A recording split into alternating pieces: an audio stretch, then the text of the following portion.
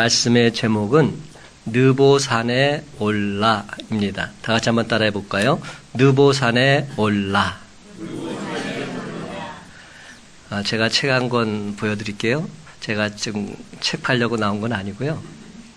이 책의 제목은 느보산에 올라입니다. 이 책은 저희 아버님의 설교집입니다. 아버님의 하나밖에 없는 설교집, 느보산에 올라.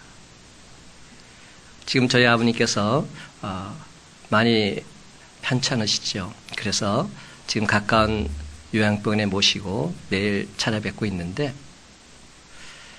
제가 아버지의 책을 정리하면서 이 책을 다시금 발견하게 되었어요.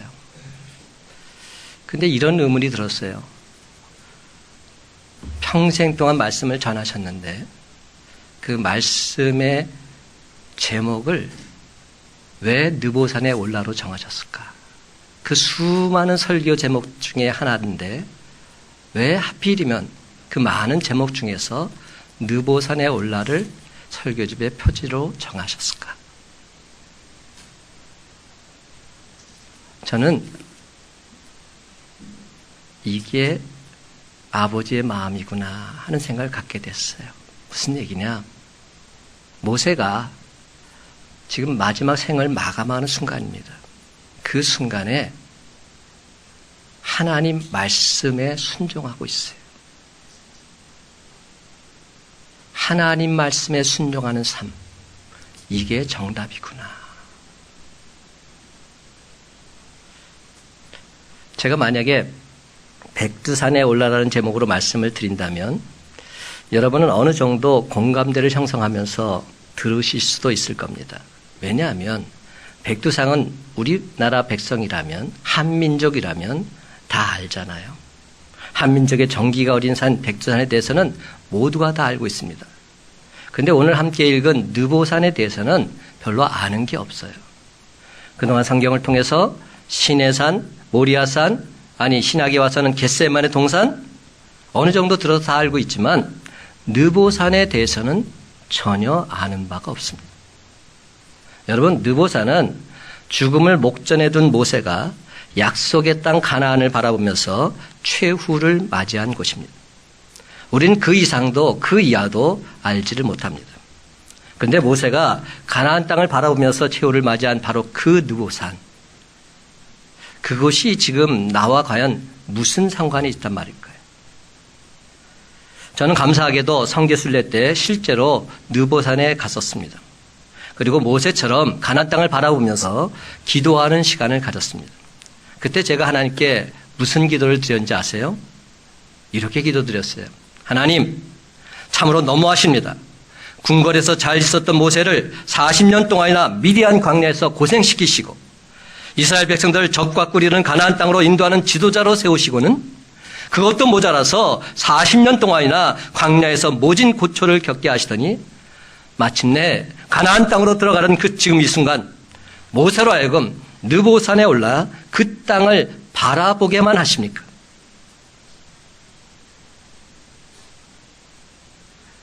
왜 모세로 하여금 적과 꿀이는 가나안 땅으로 인도하지 않으십니까? 하지만 이것이 진정 하나님의 뜻이라면 모세처럼 저도 순종하길 원합니다. 앞으로 제 앞에 펼쳐질 목회자의 길이 비록 고독한 광야길이라 할지라도, 험난한 가시밭길이라 할지라도 그것이 진정 하나님의 뜻이라면 온전히 순종하게 해 주시옵소서. 이것이 제가 느보산에서 드렸던 기도입니다. 사랑하는 성도 여러분, 오늘 이 시간 느보산에 올라서 최후를 맞이하는 모세의 모습을 보면서 하나님을 믿는 우리가 과연 어떻게 살아가야 할지 분명하게 깨닫는 은혜의 시간이 되시기를 주님의 이름으로 간절히 축원합니다. 그렇다면 여러분, 하나님께서 쓰신 사람 모세는 어떤 사람이었을까요? 어떤 사람이었기에 하나님 말씀에 온전히 순종할 수 있었을까요? 첫째로 모세는 하나님께서 대면하여 아시던 자였습니다. 한번 따라해 볼까요? 하나님께서 대면하여 아시던 자. 10절 말씀 한 목소리 읽기 원합니다. 10절입니다. 시작. 그 외에는 이스라엘의 모세와 같은 선지자가 일어나지 못하였나니 모세는 여호와께서 대면하여 아시던 자요. 그 후에는 이스라엘의 모세와 같은 선지자가 일어나지 못하였나니. 여러분 이 말씀 한 구절만 보더라도 모세만큼 위대한 선지자는 이 땅에 없었음을 분명히 알 수 있습니다. 그렇습니다. 모세는 하나님과 늘 항상 대면하면서 살았던 선지자 중에 선지자였습니다. 그렇다면 여러분 대면이 뭡니까? 제가 여러분 말씀드렸죠. face to face. 얼굴과 얼굴을 마주 대하는 것, 이것이 대면입니다. 얼굴과 얼굴을 마주 대한다는 것, 웬만큼 친하지 않고서는 엄청나게 힘든 일입니다. 여러분, 그 옆 사람 이렇게 얼굴과 한번 이렇게 보세요. 그리고 한번 이렇게 마주 보세요. 친한 사람들끼리는 가능해요. 근데 좀 서먹서먹한 사람들끼리는 굉장히 고역입니다. 그 시간이 얼마나 지옥 같은 시간인지 몰라요. 그래요. 제가 예수 전도단에서 전도 훈련을 받을 때였어요. 근데 제가 예수 전도단의 다른 프로그램은 다 와닿았는데 제일 마음이 힘들었던 부분이 있어요. 뭐냐면 하나님의 음성 듣기라는 그런 부분이었어요. 하나님의 음성을 듣자는 겁니다. 저는 이해가 안 됐어요. 뭐 하나님의 음성이 들려야 말이죠. 근데 그 하나님의 음성 듣기를 주관하는 리더분께서 갑자기 둘씩 짝을 지으라는 겁니다. 그리고 하시는 말씀이 상대방의 눈을 바라보십시다. 이렇게 말하는 거예요. 상대방의 눈을 바라보십시다. 여러분, 그때 제가 느꼈던 그 당혹감, 지금까지 잊을 수 없습니다. 저는 상대방의 눈을 그렇게 바라본 적이 없어요. 근데 둘씩 짝을 지더니 잘 모르는 사람인데 눈을 바라보라는 거예요. 그런 눈을 바라봅시다. 그래서 할 수 없이 봤죠. 근데 상대방이 나를 뚫어지게 보고 있는 거예요. 나를 눈을 팍 깔고 흘려 뿌리고 말았어요. 못 보겠어요. 이게 훈련이 안 돼 있어요. 못 보겠어요. 여러분들 상대방이 눈을 바라볼 수 있다는 것, 이거는 대단한 관계입니다. 서로 절친한 관계가 아니고서는 그렇게 안 돼요. 젊은 그 청춘 남녀들 어떻게 하죠? 이렇게 턱을 탁 깨고 이렇게 눈을 탁 뜨면서 그러면서 상대방을 바라보잖아요. 그런데도 계속 바라보면서 그렇게 얘기를 하는 거예요. 우리 같아서는 이거 무슨 저렇게 하고 저렇게 얘기를 할까 그런 생각이 들지요. 근데 모세와 하나님이 그런 관계였대요. 모세와 하나님이 서로 얼굴과 얼굴을 대면하고 대화를 나누는 사이. 이것보다 더 절친한 사이가 어디 있습니까? 그렇다면 도대체 그 무엇이 모세와 하나님이 서로 얼굴과 얼굴을 맞대고 만나는 그런 친밀한 사이가 될 수 있도록 인도해 주었을까요? 저는 수많은 장면들 중에서 특별히 출애굽기 33장에서 모세가 하나님과 만나는 장면 참 좋아합니다. 33장 11절 상반절을 보면 모세가 하나님과 대화를 나누는 장면 이렇게 묘사합니다. 제가 읽어볼게요. 사람이 자기의 친구와 이야기함 같이 여호와께서는 모세와 대면하여 말씀하시며. 지금 하나님께서 지금 모세와 대화를 나누시는데 어떻게 대화를 나누시냐면 마치 사람이 자기의 친구와 이야기하는 것처럼 그렇게 모세와 말씀하고 계신 겁니다. 이게 진짜 관계지요. 하나님과 나와의 관계가 이런 관계가 되면 얼마나 좋을까요? 마치 친구지간에 절친한 사람이 말하는 것처럼 스스럼 없이 할 말 못할 말 다 하는 관계. 이게 진짜지요. 지금 하나님께서 모세에게 이렇게 행동하고 계신 겁니다. 우리는 종종 구약에 등장하는 하나님은 공의의 하나님, 심판하시는 하나님으로만 생각합니다. 그런데 우리가 믿는 하나님은 공의의 하나님이시기도 하지만 분명한 또 하나의 사실은 사랑의 하나님이시라는 사실이죠. 사랑하시는 하나님. 우리를 끝까지 사랑하시는 하나님. 한없이 사랑하시는 하나님. 그 하나님께서는 우리와 친구가 되기를 원하십니다. 그렇습니다. 바로 이겁니다. 서로 친구 관계이면 가능해지는 거죠. 서로 친하면 친할수록 얼굴과 얼굴을 맞대는 것 전혀 문제가 되지 않습니다. 서로 진정 사랑하면 사랑할수록 언제까지라도 상대방만을 바라보고 싶어집니다. 갑자기 한 연애 편지에 이런 글귀가 떠오릅니다. 나는 당신의 영원한 바보이고 싶습니다. 그리고 추신, 바보는 바라보고 있어도 보고 싶은 사람. 이렇게 바라보다가 결국은 여보로 바뀌는 겁니다. 여보는 뭔지 아세요? 여전히 보고 싶은 사람. 제가 지은 거예요. 그러니까 여보 하면 여전히 보고 싶다. 이런 뜻으로 받아들이세요. 사랑하는 성도 여러분, 신약에 오면 우리들과 친구 되기를 원하시는 예수님, 우리는 더더욱 분명하게 느낄 수 있지요. 요한복음 15장 13절부터 15절 말씀 제가 한번 읽어볼게요. 사람이 친구를 위하여 자기 목숨을 버리면 이보다 더 큰 사랑이 없나니 너희가 내가 명하는 대로 행하면 곧 나의 친구라.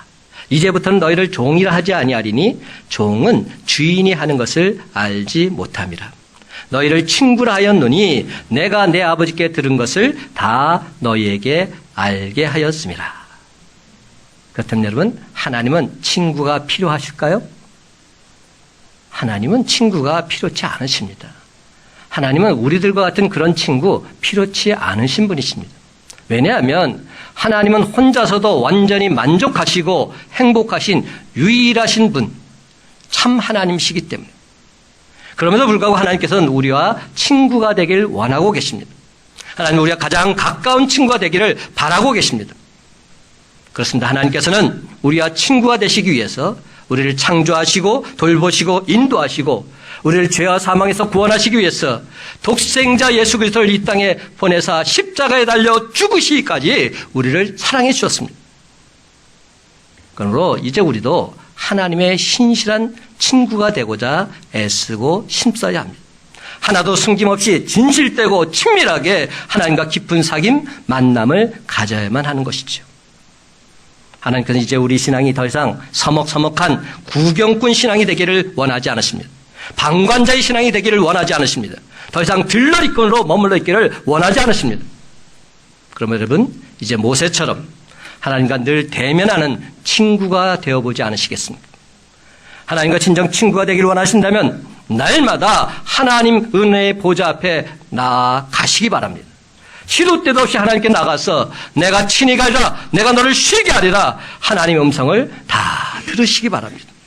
그리고 친구 되신 하나님을 만날 때마다 내가 죽게 되어 귀로 듣기만 하였사나 이제는 눈으로 주님을 배웁습니다. 온전히 고백하시기 바랍니다. 그렇습니다, 여러분. 욥의 이 고백이 모세처럼 날마다 하나님을 대면하는 저와 여러분의 진실된 신앙 고백이 되어서 주님 안에서 참된 기쁨과 감격을 누리며 살아가는 저와 여러분의 복된 삶이 다 되시기를 예수님 이름으로 간절히 축원합니다. 두 번째로 모세는 하나님이 주신 권능을 행한 자였어요. 한번 따라해 볼까요? 하나님이 주신 권능을 행한 자. 여러분, 신명기 34장 11절, 12절 말씀 한 목소리 있습니다. 11절, 12절 시작. 여호와께서 그를 애굽 땅에 보내사 바로와 그의 모든 신하와 그의 온 땅의 모든 이적과 기사와 모든 큰 권능과 위엄을 행하게 하심에 온 이스라엘 목전에서 그것을 행한 자이더라. 아멘. 여러분, 하나님을 만났어요. 근데 만났더니 하나님께서 그에게 하나님의 권세와 능력을 전수해 주셨어요. 얼마나 대단한 관계입니까? 모세는 진정 하나님 만남으로 인해서 바로와 그 모든 신하와 그 온 땅에 모든 이적과 기사와 큰 권능과 위엄을 행했던 능력이 사람이 된 겁니다. 그런데 여러분, 여기에 중요한 메시지가 있어요. 그 능력 어디서 왔습니까? 여호와께서. 오늘 성경 분명히 말합니다. 11절 여호와께서. 하나님으로부터 왔습니다. 그 능력의 주관자가 하나님이시라는 겁니다. 그렇습니다. 여호와 하나님이십니다. 여호와께서 보내시고 행하게 하심으로 모세는 이적과 기사와 권능과 위엄을 온전히 행한 것뿐입니다. 근데 많은 사람들이 하나님으로부터 이런 능력을 전수받아서 마치 자신의 능력인 양 행하고 있는 안타까운 일들을 보게 됩니다. 모세는 하나님만을 높여드렸어요. 사랑하는 성도 여러분, 모세처럼 하나님을 대면하는 삶을 사는 자에게는 하나님께서 권세와 능력을 허락해 주심을 믿으시기 바랍니다. 그래서 사도 바울은 이렇게 고백하지요. 빌립보서 4장 13절 말씀, 내게 능력 주신 자 안에서 내가 모든 것을 할 수 있느니라. 내가 모든 것을 할 수 있는데 그것은 내게 능력 주시는 자 예수 그리스도 안에 있을 때 모든 것을 할 수 있다 고백하고 있습니다. 반면에 예수 그리스도를 떠나서는 우리가 아무것도 할 수 없습니다. 요한복음 15장 5절 하반절 말씀, 나를 떠나서는 너희가 아무것도 할 수 없습니다. 빌립보서 4장 13절 말씀과 요한복음 15장 5절 말씀 영어로 표현해 보면 우리는 더더욱 그 의미를 분명히 알 수 있습니다. I can do everything through Jesus Christ. Apart from Jesus Christ, you can do nothing. 이해가 되시죠? 여기서 everything이라는 단어와 nothing이라는 단어가 나옵니다. 근데 everything과 nothing의 기준이 누구이십니까? Jesus Christ. 예수님이십니다. 내가 예수 안에 있을 때만 모든 것을 할 수 있습니다. 하지만 예수 그리스도를 떠나서는 결코 아무것도 할 수 없습니다. 왜냐하면 능력의 근원이 바로 예수 그리스도이시기 때문에. 사랑하는 성도 여러분, 예수 그리스도가 누구이십니까? 바로 하나님의 아들이십니다. 아니, 하나님이십니다. 전지전능하시고 무소부재하신 하나님 그분이십니다. 그럼 오늘 시간 바로 그 하나님께서 행하시면 능치 못함이 없음을 온전히 믿고 나아가는 저와 여러분의 삶이 다 되시기를 주님의 이름으로 간절히 축원합니다. 여기 오늘 우리에게 주시는 하나님 말씀이 있습니다. 요한복음 14장 16절 17절 말씀, 내가 아버지께 구하겠으니 그가 또 다른 보혜사를 너희에게 주사 영원토록 너희와 함께 있게 하리니 그는 진리의 영이라. 세상은 능히 그를 받지 못하나니 이는 그를 보지도 못하고 알지도 못함이라. 그러나 너희는 그를 아나니 그는 너희와 함께 거하시며 또 너희 속에 계시겠습니다. 내가 아버지께 구하겠으니 그는 또 다른 보혜사를 너희에게 주사. 여러분, 보혜사란 말 영어로는 카운셀러입니다. 카운셀러, 상담자란 말이죠. 변호자, 위로자, 중보자란 뜻입니다. 그런데 뭐라고 말씀하십니까? 또 다른 보혜사를 너에게 주겠다. 또 다른 보혜사. 이 말은 무슨 말입니까? 원조 보혜사가 있다는 겁니다. 음식점에 원조가 있는 게 아니에요. 제가 전에도 말씀드렸죠. 요새는 원조가 하도 많아. 다 가면 다 원조래. 근데 항상 보면 그 앞에 한마디씩 더 붙어. 진짜 원조. 이러면서 그냥 서로 원조 싸움을 하는 겁니다. 기독교 신앙에도 원조가 있습니다. 그렇다면 원조 보혜사가 누구이십니까? 바로 예수 그리스도. 예수 그리스도이십니다.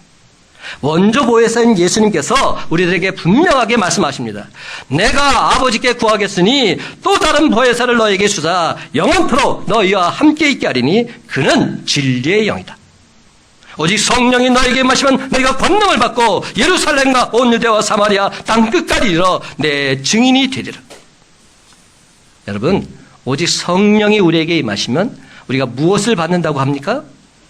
권능, 권세와 능력을 받는다고 주님이 말씀하십니다. 그리고 어디까지 이르러 무엇이 된다고 말씀합니까? 땅끝까지 이르러 예수의 증인이 된다고 말씀하십니다. 그렇다면 이제 답은 나왔습니다.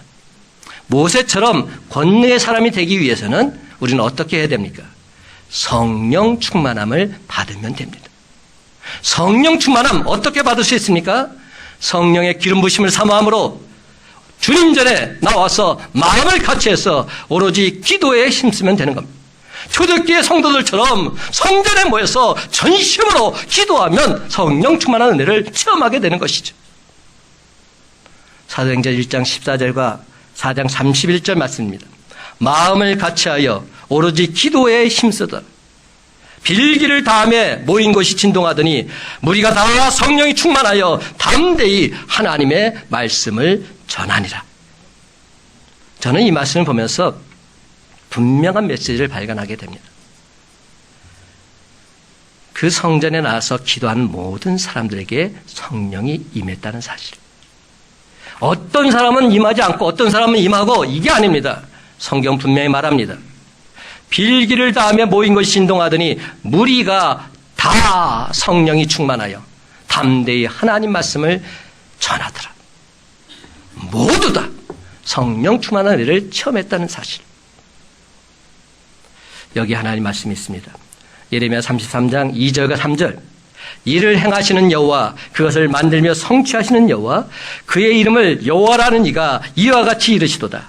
너는 내게 부르짖으라. 내가 내게 응답하겠고 내가 알지 못하는 크고 은밀한 일을 내게 보이리라. 사랑하는 성도 여러분, 이를 행하시는 여호와, 그것을 만들며 성취하시는 여호와, 그 하나님께서 지금 이 시간 우리들에게 분명하게 말씀하십니다. 너는 내게 부르짖으라. 내가 내게 응답하겠고 내가 알지 못하는 크고 은밀한 일을 내게 보이리라. 그렇습니다. 하나님께서는 우리가 여호와 하나님께 간절히 부르짖을 때 우리의 기도를 들어 응답해 주실 뿐만 아니라 우리가 알지 못하는 크고 은밀한 일까지도 확실하게 밝히 보여주실 줄로 믿습니다. 만군의 여호와께서 말씀하시되 이는 힘으로 되지 아니하며 능력으로 되지 아니하고 오직 나의 영으로 되느니라. 오직 나의 영으로, 성령으로 된다는 사실입니다. 여러분도 진정 모세처럼 권능의 사람이 되길 원하십니까? 그렇다면 성령 충만함을 사모해서 주님 전에 나와서 오로지 기도에 힘쓰시기 바랍니다. 왜냐하면 진정 기도에 힘이 있고 기도에 능력이 있기 때문이죠. 그렇습니다. 이 성전에서 오로지 기도에 힘쓸 때 하나님께서는 성령 충만함을 저와 여러분 모두에게 선물로 허락해 주실 줄로 믿습니다. 다 같이 한번 따라 하십시다. 나는 약합니다. 그러나 하나님은 강하십니다. 나는 부족합니다. 그러나 하나님은 부족함이 없으십니다. 나는 할 수 없습니다. 그러나 하나님은 능치 못함이 없으십니다. 아멘. 아멘. 그렇습니다, 여러분. 사람의 능력과 힘으로는 도저히 감당할 수 없는 바로 그것까지도 하나님께서 우리와 함께 하시기만 하면 결단코 능치 못함이 없는 줄 믿으시기 바랍니다. 너희 중에 누가 아들이 떡을 달라 하는데 돌을 주며 생선을 달라 하는데 뱀을 줄 사람이 있겠느냐? 너희가 악한 자라도 좋은 것으로 자식에게 줄 줄 알거든 하물며 하늘에 계신 너희 아버지께서 구하는 자에게 좋은 것으로 주시지 않겠느냐? 여러분, 여기에서 좋은 것이 뭐죠? 바로 성령이지요. 마태복음 말씀이 누가복음에 이렇게 나옵니다. 누가복음 11장 13절 말씀, 너희가 악할지라도 좋은 것을 자식에게 줄 줄 알거든 하물며 너희 하늘 아버지께서 구하는 자에게 성령을 주시지 않겠느냐. 사랑하는 성도 여러분, 날마다 골방에서 하나님께 간절히 기도드릴 때 오순절 다락방에 임했던 성령 충만함을 경험함으로 모세처럼 능력의 사람, 권능의 사람으로 거듭나는 저와 여러분의 삶이 다 되시기를 주님의 이름으로 간절히 축원합니다. 세 번째로 모세는 하나님 말씀에 끝까지 순종한 자였습니다. 오늘 말씀의 핵심이라 할 수 있어요. 한번 따라 합시다. 하나님 말씀에 끝까지 순종한 자. 5절부터 8절까지 한 목소리로 있습니다. 시작. 이에 여호와의 종 모세가 여호와의 말씀대로 모압 땅에서 죽어 벳볼 맞은편 모압 땅에 있는 골짜기에 장사되었고 오늘까지 그의 묻힌 곳을 아는 자가 없느니라. 모세가 죽을 때 나이 120세였으나 그의 눈이 흐리지 아니하였고 기력이 쇠하지 아니하였더라. 이스라엘 자손이 모압 평지에서 모세를 위하여 애곡하는 기간이 끝나도록 모세를 위하여 30일을 애곡하니라. 아멘. 여러분, 성경에서 순종의 사람 삼총사를 들라면 저는 주저없이 세례 요한, 스데반, 모세를 들고 싶습니다. 이 세 사람의 공통점은 순종의 사람이자 또한 하나님의 일을 열심히 하다가 그만 허무하게 죽었다는 데 있습니다. 그렇습니다. 그들의 죽음이 세상적으로는 너무나도 허무하게 느껴집니다. 지난주에도 말씀드렸지만 메시아의 오심을 전하기 위해서 회개하라 천국이 가까이 왔다고 광야에서 큰 소리로 외쳤던 세례요한, 그의 죽음은 한마디로 이겁니다. 어이가 없네. 이거 아는 사람은 아는데 어이가 없네. 유아인이 한 말이에요. 정말로 어이가 없어요. 아니, 어떻게 그렇게 끝나버립니까? 마가복음 6장 17절에서 29절까지를 보면 세례 요한은 헤로디아라는 계집아의 말 한마디에 그만 그의 목이 잘리고 말지요. 여러분, 이게 도대체 말이나 되는 얘기입니까? 세례 요한이 어떤 사람입니까? 하나님께서 메시아를 예비하는 자로 삼으신 선지자 중에 선지자. 그런 그가 계집아의 말 한마디에 죽임을 당하고 만 겁니다. 또한 여러분, 주님 가신 십자가의 길, 순교자의 삶을 산 초대교회의 첫 번째 순교자 스데반의 죽음, 너무나도 가슴이 아픕니다. 스데반은 단지 복음을 제시했다는 이유 하나만으로 돌팔매질을 당하는 절체절명의 위기에 빠지고 말지요. 이는 정말이지 인간적인 관점에서 볼 때 비참하게 생을 마감하는 것처럼 보입니다. 열심히 정성을 다해서 설교를 했건만 베드로처럼 수천 명, 수백 명 회개하지도 않았습니다. 아니, 단 한 명도 회개했다는 말이 없습니다. 스데반이 그토록 죽으면 죽을라 이 각오를 가지고 피를 토하며 말씀을 선포했건만 그들은 오히려 이를 갈면서 스데반을 향해서 돌을 던지고 있습니다. 그렇다면 여러분, 스데반은 진정 그대의 돌팔매질 속에서 그렇게 죽어간 한 사람의 이단자에 불과했을까요? 아니지요.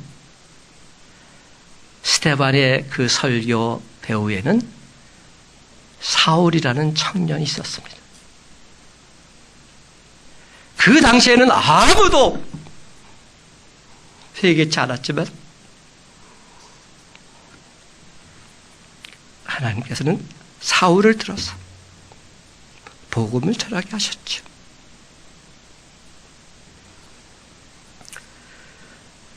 오늘 본문에 나오는 모세의 죽음, 더더욱 가관입니다. 하나님께서 모세로 하여금 느보산에 올라서 적과 꿀이른 가나안 땅을 바라다보게 하십니다. 그리고 말씀하시기를, 모세야, 어때? 참 보기 좋지? 근데 모세야, 넌 못 들어가. 지금 이렇게 말씀하고 있는 겁니다. 지금 누구 약 올리는 겁니까? 모세가 바랬던 게 뭡니까? 다른 거 없어요. 이스라엘 백성을 이끌고서 적과 꿀이른 가나안 땅으로 들어가는 것, 그거 하나만 바라보고 살았는데. 근데 하나님께서 너는 여기서 죽으라는 겁니다. 막말로 지금까지 하나님께서 실컷 잘 부려먹고는 나 몰라라 하고 계신 겁니다. 그렇다면 하나님이야말로 토사구팽의 원조가 아닙니까? 완전히 팽당한 겁니다. 결국 모세는 그렇게도 들어가기를 소망했던 가나안 땅을 바라다 보면서 거기서 죽음을 맞이하고 있지요. 그런데 7절 말씀을 보면 더더욱 우리의 마음을 아프게 합니다. 이렇게 기록되어 있어요.